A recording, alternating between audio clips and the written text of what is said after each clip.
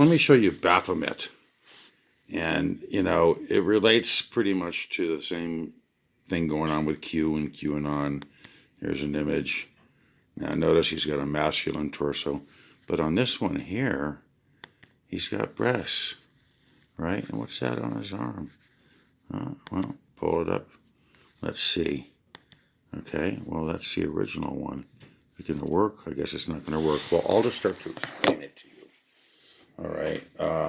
Baphomet was a symbol that was used to attack the Knights Templar, because the Knights Templar were getting way too rich and powerful.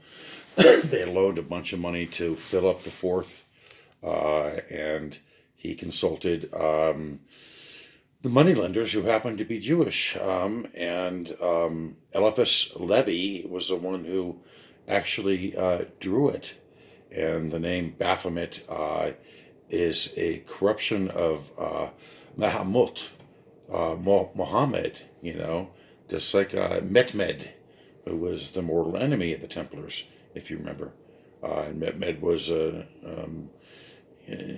pretty fine general in his day, and the leader of the Ottomans at one point. So what they were trying to do is demonize the Knights Templar and prepare for Friday the 13th, right? They had a 5-year campaign against the Knights Templar that started in France on Friday the 13th, 1307, ended in Vienna, the last vestige of Catholicdom in Europe at that time.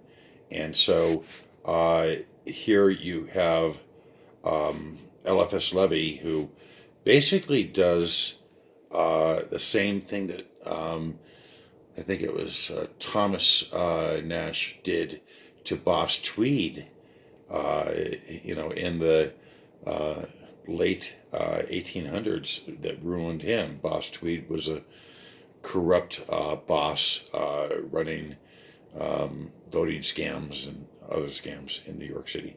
At any rate, you take a look at it and you have a goat, and it's got a pentagram on the forehead with one point in the ascendant, which denotes that it's a symbol of the light. And then it's pointing upwards, and that is usually to the white moon of Chesed, and downward to the black moon of Gibelah. So it basically, they were saying this is the perfect concordance between justice and mercy. Now, one of the arms, if you look at the original one by Levi, is feminine, and the other one is masculine. And so it's got an androgynous feature, which can relate to Khunrath, Khunrath, and all of these are put into this goat figure. There's a torch. That torch stands for intelligence, and it burns between the horns. And once again, we're pointing towards an equilibrium that's cosmic in nature. It also represents a soul, which is exalted above matter, even while cleaving to matter, as a flame cleaves to the torch and a moth cleaves to the light. And then you look at the head, and it's the head of an animal that is expressing horror of sin, and that it has to do with materialism,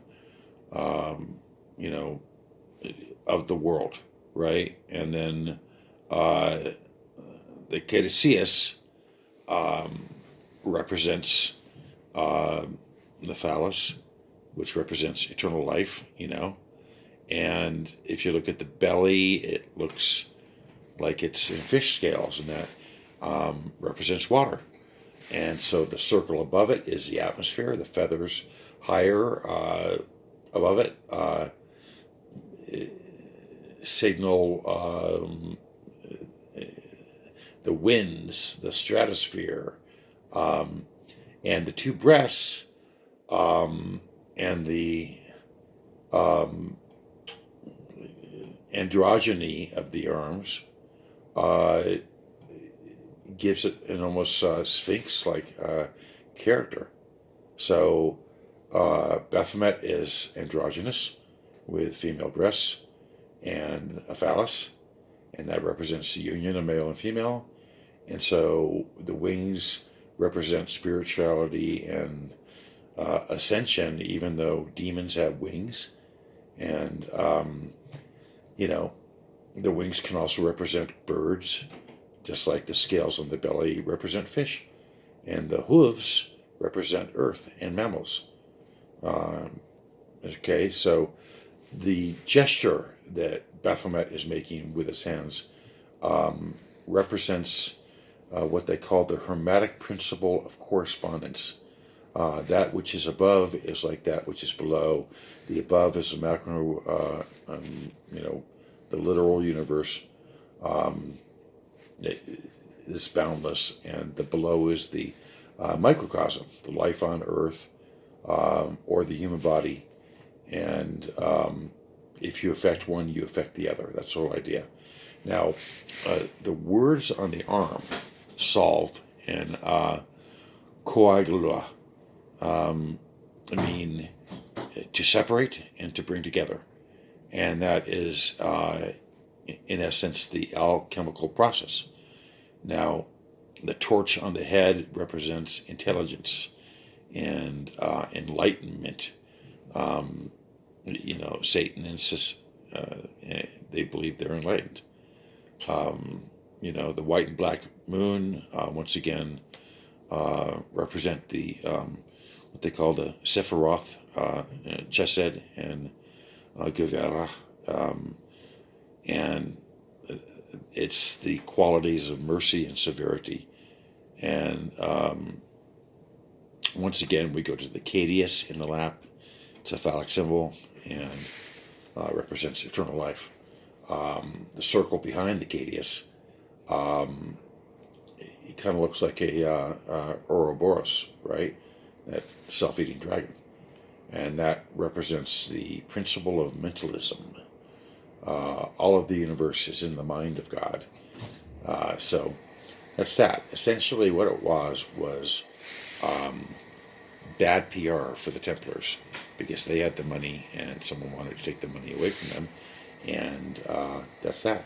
So you can go ahead and read The Doctrine and Ritual of Transcendental Magic by Eliphas Levi, who was a Jewish alchemist. And you can go into Esoteric Empathy by Raven Digitalis. There's all sorts of places that you can research this. But basically it was bad PR. That's what they were doing. They were attempting to demonize, and they did successfully, the Templars who ran the money systems in Europe. So the money systems no longer were run by the Templars after 1312. There's today's history lesson.